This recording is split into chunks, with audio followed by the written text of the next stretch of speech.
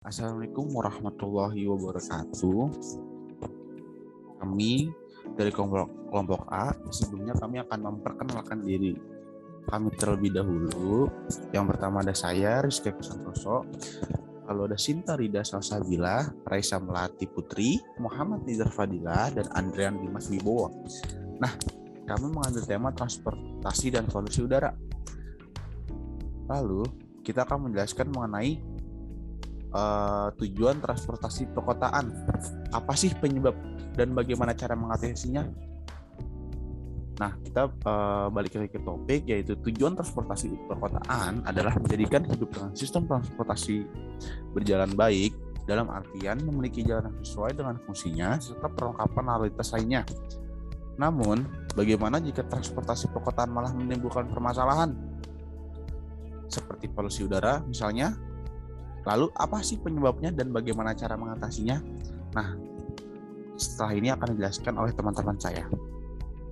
Oke, di sesi ini saya akan membahas mengenai permasalahan penyebab dan dampak pencemaran udara yang paling utama selalu terkait dengan manusia.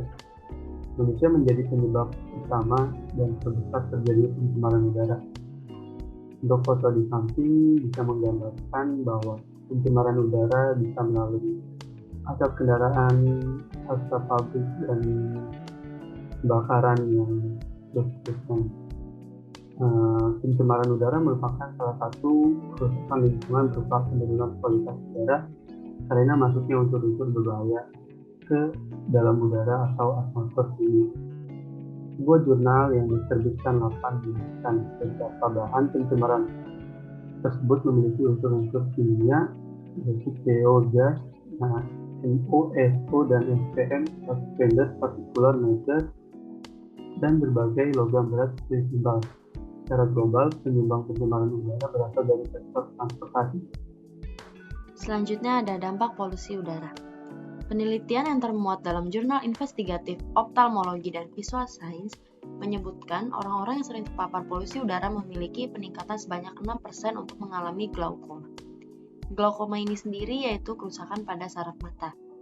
Selain itu, polusi ini juga dapat memengaruhi produktivitas seseorang.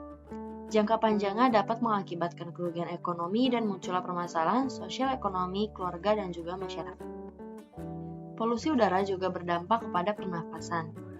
Dampak pencemaran udara dari asap kendaraan, asap pabrik, asap rokok, dan lain-lain bisa memicu terjadinya gangguan pernafasan seperti asma, ispa, sampai kanker paru-paru. Selain itu, pencemaran udara juga bisa berakhir pada berkurangnya kadar oksigen di dalam tubuh manusia. Lalu, polusi udara juga berdampak kepada pemanasan global. Salah satu dampak pencemaran udara adalah peningkatan pemanasan global. Akibatnya, suhu udara di seluruh dunia jadi bertambah, permukaan laut meninggi, dan membuatnya banyaknya es di daerah yang dingin lebih cepat mencair. Kondisi ini juga bisa mengakibatkan berkurangnya tempat tinggal untuk sebagian spesies, tumbuhan, dan hewan di berbagai negara. Lalu, polusi udara ini juga dapat memicu keguguran dan autisme. Bagi ibu hamil, polusi udara juga sangat membahayakan diri dan janinnya. Dampak pencemaran udara bagi ibu hamil bisa memicu peradangan di seluruh tubuhnya dan memicu kelahiran prematur. Sementara untuk janin, keadaan ini dapat mengakibatkan keguguran, asma untuk anaknya kelak, dan juga memicu autisme. Lalu, polusi udara juga dapat mengakibatkan kematian. Oke, jadi ini adalah slide lanjutan dari slide sebelumnya. Di sini terdapat data daftar kota dengan tingkat polusi udara yang tercemar yang ada di dunia. Lalu selanjutnya, menurut artikel liputan6.com, ibu kota Indonesia yaitu Jakarta mendapatkan peringkat kelima sebagai ibu kota yang memiliki polusi terburuk. Hal ini tentunya menjadi persoalan serius untuk Indonesia. Melihat contoh kasus ibu kota Beijing yang sebelumnya terkenal karena kabut beracunnya, telah mampu mengurangi tingkat kabut asap dan menurunkan daftar kota paling tercemar di dunia. Beijing kini jatuh dari posisi 84 pada 3 tahun sebelumnya menjadi 199 di tahun 2019. Karena hal itu, bukan tidak mungkin jika Indonesia bisa menanggulangi dan mengurangi tingkat polusi udara dengan mencari solusi dan melakukan beberapa tindakan. apa solusi dan tindakan yang bisa dilakukan untuk mengurangi polusi. Ada di slide selanjutnya. Nah, di slide sebelumnya kita udah tahu nih kalau Jakarta sebagai ibu kota negara Indonesia menduduki peringkat kelima sebagai ibu kota dengan polusi terburuk.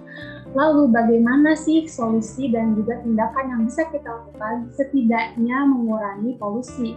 Solusi yang bisa kita lakukan pertama adalah mengurangi penggunaan kendaraan pribadi.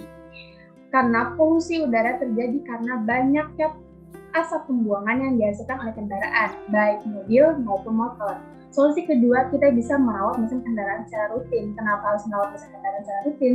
Karena polusi itu disebabkan oleh mesin yang bermasalah, serta oli kendaraan yang tidak pernah diganti. Oleh karena itu, kita harus menjadwalkan perawatan kendaraan kita. Solusi ketiga, kita bisa menggunakan transportasi umum. Dibandingkan dengan memakai kendaraan pribadi untuk beraktivitas setiap hari, ada baiknya jika kita beralih ke transportasi umum. Solusi keempat, kita bisa membuat taman atau lebih tepatnya menanam tumbuhan. Seperti yang kita tahu, kalau tanaman atau tumbuhan itu bisa menyerap polutan yang berada di sekitar kita dengan stomata mereka atau yang bisa dibilang sebagai pori-pori mereka yang berada di daun. Nah, bagi kalian yang nggak punya lahan untuk berkebun, kalian bisa banget menggunakan sistem yang namanya hidroponik. Bisa bayangin nggak kalau semua orang itu menanam pohon di sekitar lingkungan mereka, maka bukan tidak mungkin kualitas udara akan membaik dan setiap orang dapat beraktivitas dengan tenang di luar rumah. Sekian presentasi dari kelompok A mengenai transportasi dan polusi udara. Kurang lebihnya mohon maaf. Wassalamualaikum warahmatullahi wabarakatuh.